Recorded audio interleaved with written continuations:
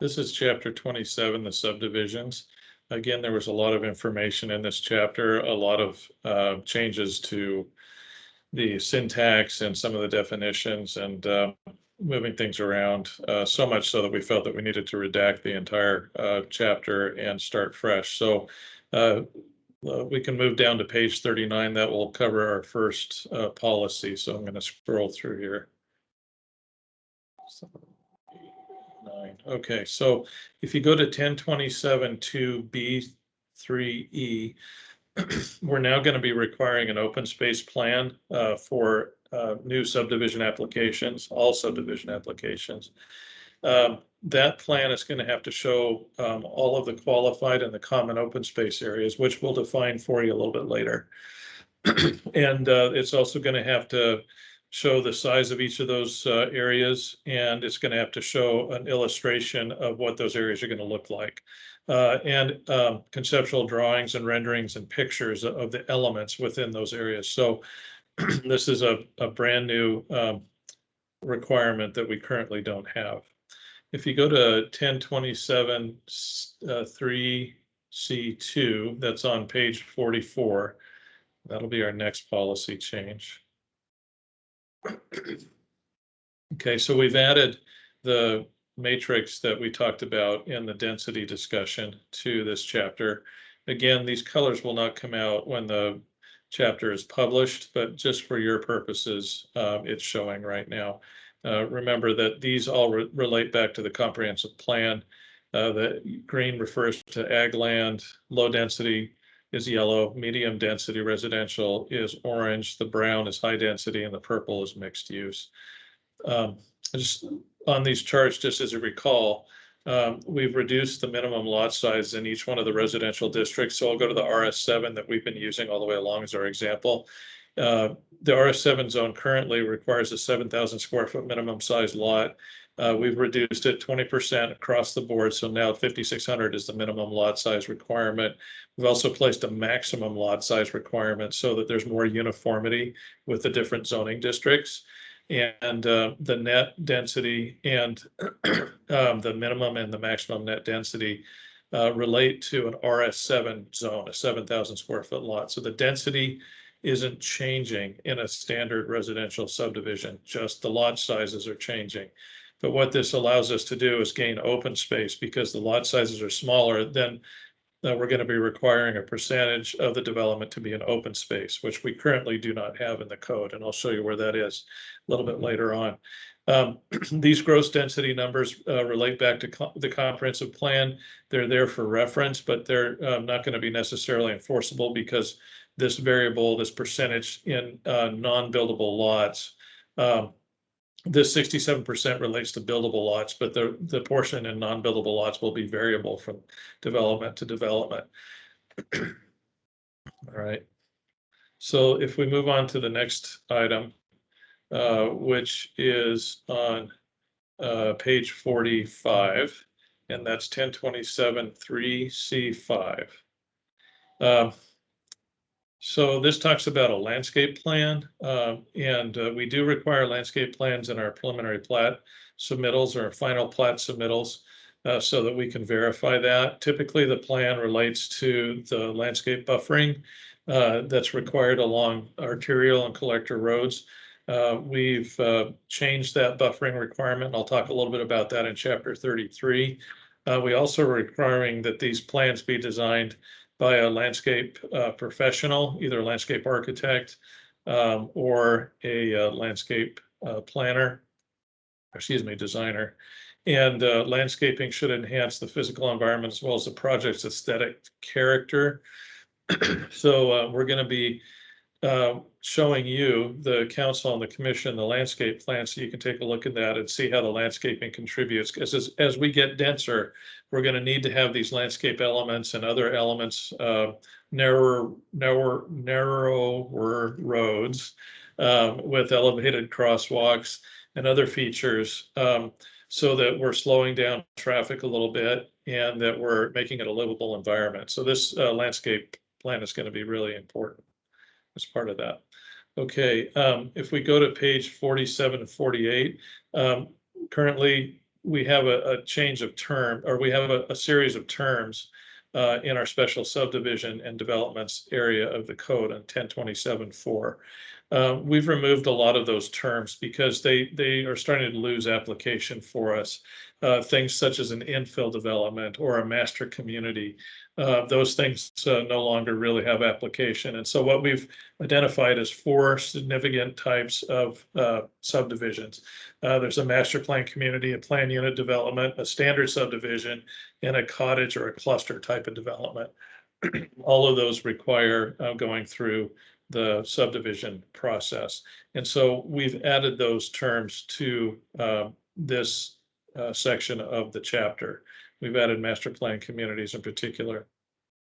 Note that the concept plan that's required in and the development agreement that's required prior to submitting for a preliminary plat, that's noted here. And a developer can take a master plan community and divide it into several different zones, and they could submit a preliminary plat for each one of those zones if they want to, or each one of those developments if they want to, or they could submit a preliminary plat for the entire master plan community. It's really up to them as to how they want to do that. So that's a different process than what we have now. So if we go to page 48, 1027 4A, we talk about townhomes, 4A 4 in particular. We define townhomes here, and note that townhomes are allowed in an RS zone only through a CUP if it's less than 2 acres. But if it's 2 acres or greater, it has to have a plan unit development application. And the reason being is that, again, our lot sizes are smaller now. And so in an RS6, for example, instead of being 6,000, now it's 4,800 is the smallest lot, 4,800 square feet. So each townhome has to have a minimum lot size of 2,400 square feet now, instead of the 3,000 that we require currently. So because of that, we feel it's necessary to go through a plan unit development application, which will essentially act as like a big variance for the developer. It's a whole series of changes from and divergence from the code that allows for unique types of developments or denser developments, and townhomes really are taking on that character for us. Okay, if we move on to the next one, that would be 1027 4A5D. So that's on page 49. 1027 4A5D.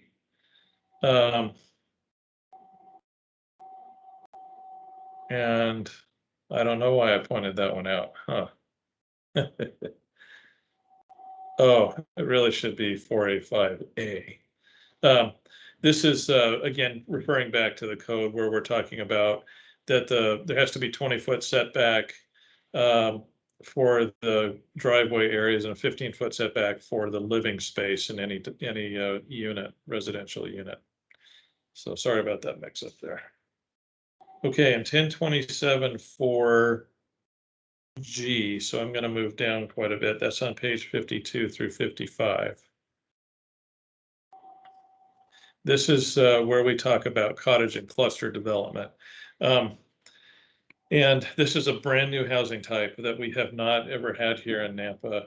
There are these types of developments that are located. There's one over in Garden City next to Boise, and there's, I believe, a couple in Boise. And there are in quite a few locations in the Portland, Seattle area, kind of those metro areas. Cottage development allows for the development of a single family or a duplex or triplex type of development, with the units being much smaller than a normal standard subdivision home. Generally, the sizes run between 800 and 1,200 square feet, although they can be tiny, like a tiny home where they're 300 or 400 square feet.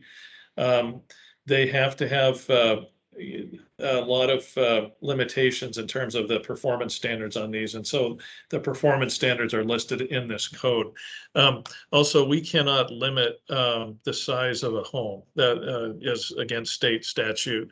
But we're suggesting here that they should be in this range, but they can be any size. They are permanent structures built on a foundation. They're not a tiny house that's mobile. So we do not and will not continue not to allow tiny homes. There's a whole host of reasons why we don't allow tiny homes at this point, but the cottages suffice for that. They have a common interior open space area around which those cottages or the cluster homes are located. We've also indicated in here the definition between cluster development, a cluster home, and a cottage. So those definitions are really helpful for a developer when they're coming in to look at the code, and for the council and the commission. In terms of the limitations to zoning, we've located that in here. Those are the much smaller lot zones. The largest lot zone is the RS4 that can go up to a 7,000 square foot lot.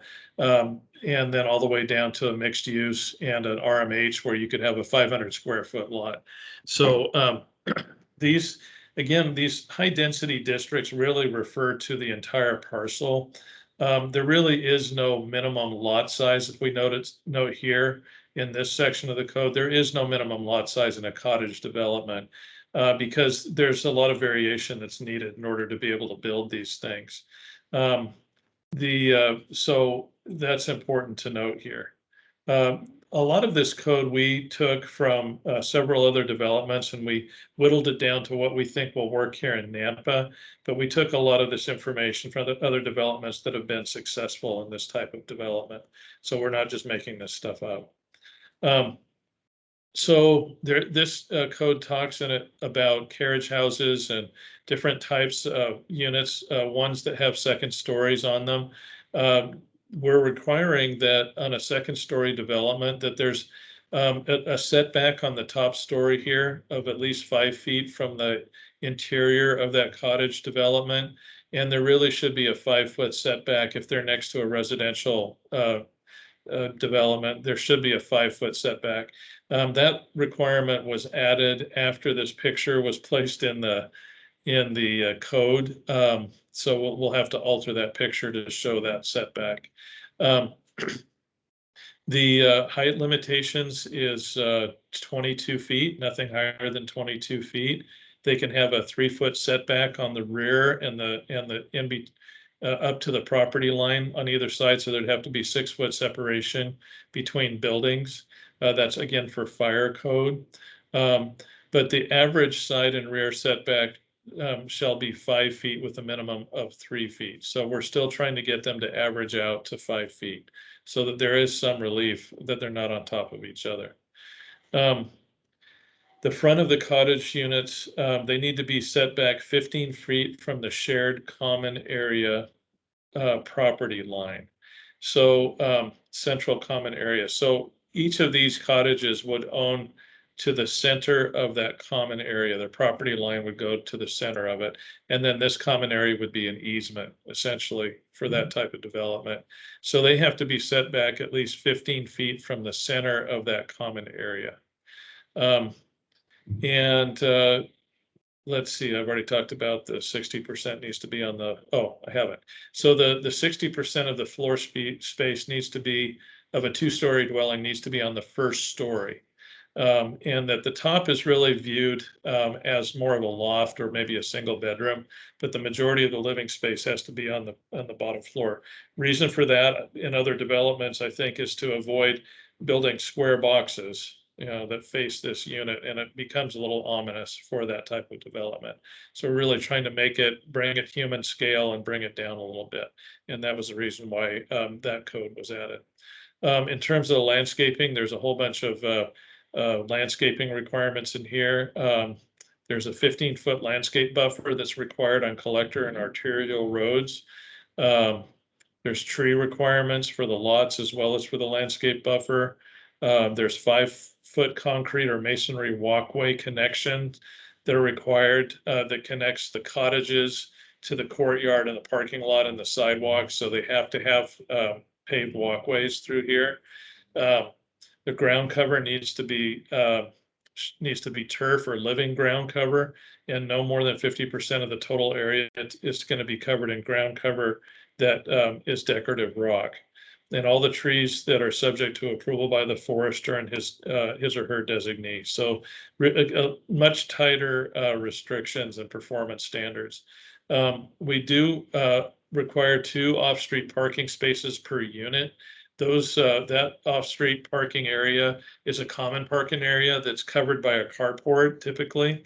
And then guest parking is not covered in that type of a development. And any carport or garage needs to be set back 5 feet from the rear and side property line. And 10 feet from any roadway. There is it's a standard subdivision review process. And then we've located in here some required design elements, something we don't do for any other subdivision or master plan community. And again, because these are so tight, we felt that we needed to put them in there. So we're requiring covered front porches with a minimum area of 80 square feet. All fences have to be 6 feet tall and 3 feet in the front. No chain link will be permitted. Each dwelling unit needs to be self-contained with at least 1 bedroom or studio configuration and a full bathroom, kitchen, and living area. So there needs to be a common architectural theme in the development. There needs to be scaled siding elements such as planking or staggered shakes or stacked stone or some elements with variations, again, just to bring interest to it. We talk about roof colors, just the colors of the unit. These are design standards that are, again, we found these in other communities, so we drew out of those and we placed them in there. So you can take a look at those, and if you have any questions, you can go over those. And then let's move on to the next one, which is 1027-6F.